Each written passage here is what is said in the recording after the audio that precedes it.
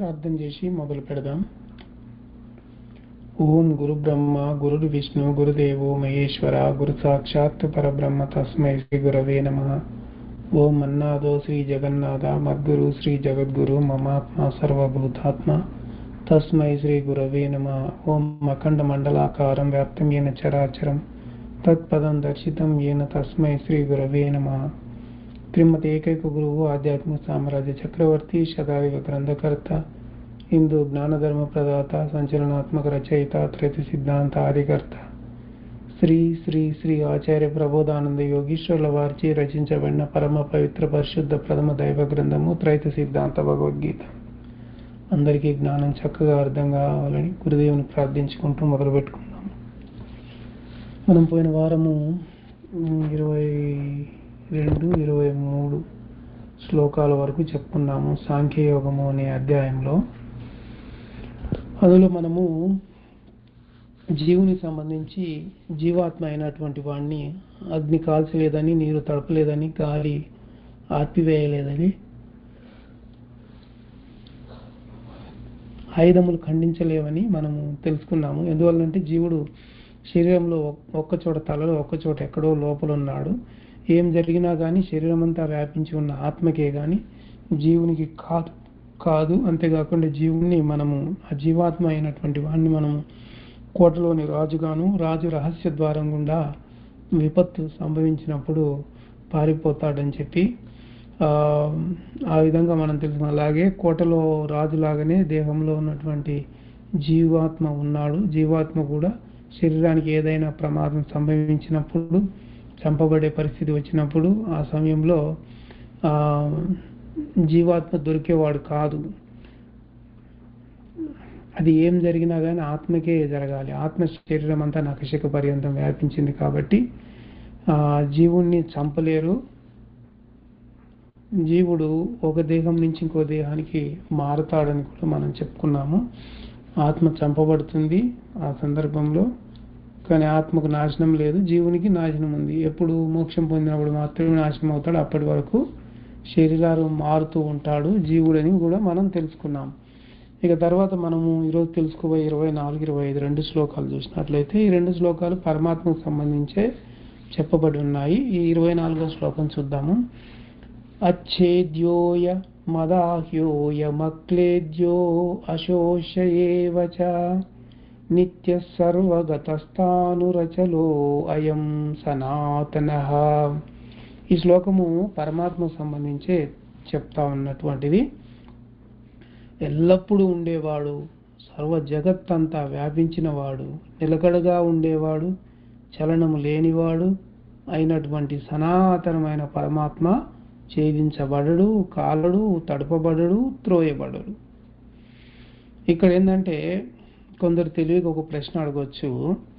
పై శ్లోకంలో కూడా కాలదు, త్రోయబడదు, తడపబడదు, ఛేదించబడదు అని చెప్పారు. ఇక్కడ కూడా అదే చెప్పారు కదా. మరి అదేమో జీవాత్మకి, ఇదెట్లా పరమాత్మకు? ఒకే విషయం ఇక్కడ పరమాత్మకి ఎట్లా అవుతుంది, అక్కడ జీవాత్మకి ఎట్లా అని అంటారు. దానికి సమాధానం ఏంటంటే రెండు ఒకేలా అనిపించినా కూడా పైన చెప్పింది కింద చెప్పాల్సిన అవసరం లేదు.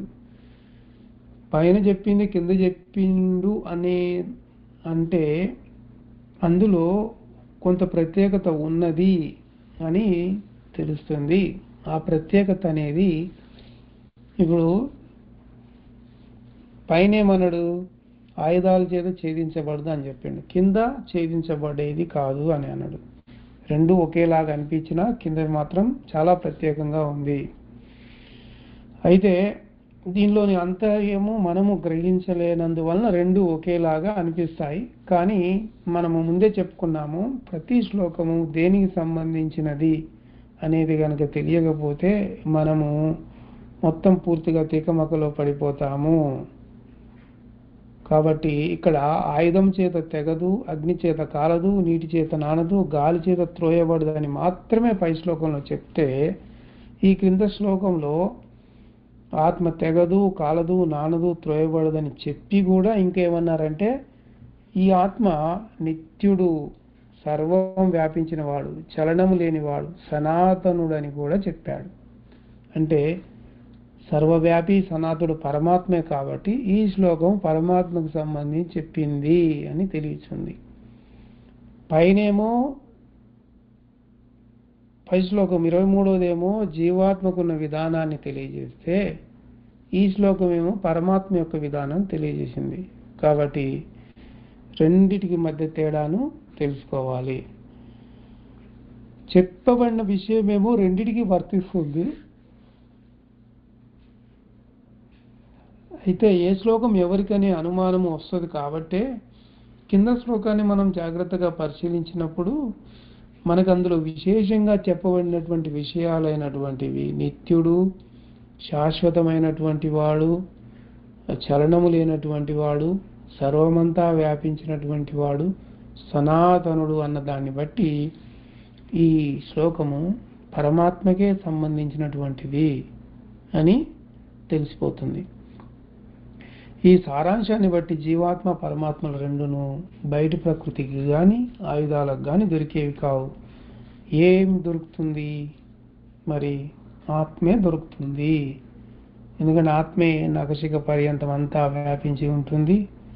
ఆత్మ అనేది కేవలం ఒక జీవ శరీరంలో ఉండేది మాత్రమే. అందువలన ఆత్మే దొరుకుతుంది. పరమాత్మ అనువనుమున అంతటా వ్యాపించి ఉన్నాడు కాబట్టి ఆయన ఎవరు ఏమీ చేయలేరు. జీవాత్మ తలలో ఒక్కచోట లోపల ఉన్నాడు కాబట్టి జీవాత్మ వరకు ఏ ప్రమాదం కూడా రాదు.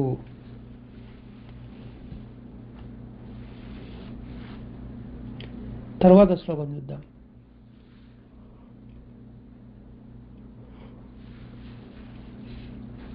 అవ్యక్తోయమచింత్యోయమవికార్యోయముచ్యతే తస్మాదేవం విదిత్వైనం నానుశోచితుమర్హసి. ఇది ఆత్మకు సంబంధించినటువంటి శ్లోకము. ఆత్మను తెలియజెప్పుటకు చింతించి తెలుసుకున్నటకు సాధ్యము కాదు. ఆత్మను ఏ వికారములు అంటవు, అందువలన దానికోసము దుఃఖపడవలదు. ఇది చెప్పుకునే ముందు 24, 25 పరమాత్మకని చెప్పుకున్నాం, అది పొరపాటు. 25వ ఆత్మకు, 24వది పరమాత్మకు సంబంధించినటువంటి శ్లోకము. సరే, ఇప్పుడు మన శరీరంలో మనతో పాటు నివాసం ఉంటున్న ఆత్మను ఎవరైనా తెలుసుకున్నప్పటికీ దాన్ని బయటకి ఎవరు చెప్పలేరు. ఎవరు కూడా ఇది ఇలా ఉంది అని చెప్పడానికి వీలు లేదు, అలా అసాధ్యము. ఎందుకంటే ఆత్మ అనేది లోపల ఉంది, అది తెలియకుండా ఉంది, కంటికి కనిపించదు. బయట ప్రపంచంలో ఇలా ఉంటుందని పోల్చి చెప్పలేము ఆత్మను. అందుకే తన లోపల ఉన్న ఆత్మను తెలుసుకున్న వారు దాని అనుభూతిని బయటకి చెప్పేలా లేరు, ఎవరు కూడా చెప్పలేకపోతున్నారు. మనసు చేత ఏమన్నా యోచించి చెప్దామా, తెలుసుకుందామా అంటే సాధ్యం కాదు. ఎందుకంటే మనసుకి యోచనలు వస్తున్నంత వరకు ఆత్మ తెలిసేది కాదు. మనో యోచనలు, మనసుకు వచ్చేటువంటి యోచనలు ఆగిపోయినప్పుడు ఆత్మ తెలుస్తుంది. కాబట్టి మచింతోయ అని ఈ శ్లోకంలో తెలియజేశాడు. ఒకవేళ మనసు ప్రపంచ విషయాలను యోచిస్తే ఆత్మ తెలియదు. అలాగాక మనోచింతన ఆత్మ మీద పెట్టుకుంటే ఆత్మ ఎందుకు తెలియదని కొందరు అంటారు. అయితే వాళ్ళ మాట ప్రకారంగా మనస్సు ఏం చేస్తుందంటే బయట విషయాల మీద లేకుండా చేసుకుని ఆత్మ మీద పెడితే ఆత్మకు తెలుస్తుంది. అయితే మనసుకి ఫలానాది ఆత్మ అని ముందు తెలియాలి కదా. ఆత్మ తెలియనప్పుడే కదా దాన్ని తెలుసుకోవాలని ప్రయత్నించేది. అందువలన తెలియని వాడు మనోచింతన చేయలేడు. చింతన చే తెలియనిది ప్రపంచమే కానీ ఆత్మ కాదు. అంతేకాకుండా ఆత్మని ఏ వికారాలు అంటవు. గుణాల వలన కలుగు భావాలను వికారాలని మనం చెప్పుకుంటాము. ఏ వికారం కూడా ఆత్మను అంటదు. గుణముల వలన కలుగు మంచి చెడు భావ అనుభూతులు ఆత్మకు అంటవు. అది కేవలం అనుభూతులు పొందేది జీవుడు మాత్రమే. కాబట్టి అలాంటి ఆత్మకి ఏదైనా బాధ కలుగుతుందేమో అని దాని గురించి నువ్వు కానీ ఎవరు కానీ దుఃఖపడాల్సింది లేదని భగవంతుడు తెలియజేశాడు. మరి ఒకవేళ నేను ఆత్మను గురించి బాధపడటం లేదు, జీవాత్మను గురించి బాధపడుతున్నానని అనుకుంటే దాని గురించి భగవంతుడు 26వ శ్లోకంలో తెలియజేస్తా ఉన్నాడు. అది వచ్చే వారం చెప్పుకుందాము. ఈరోజుకి ఇక్కడ ఆపేద్దాం, మంగళం పాడి ముగిద్దాం. ఓం మంగళం గురుదేవాయ మహనీయ ప్రబోధాత్మనే సర్వలోక శరణ్యాయ సాధు రూపాయ మంగళం. అందరికీ ప్రబోధార్పణం. నమస్కారం.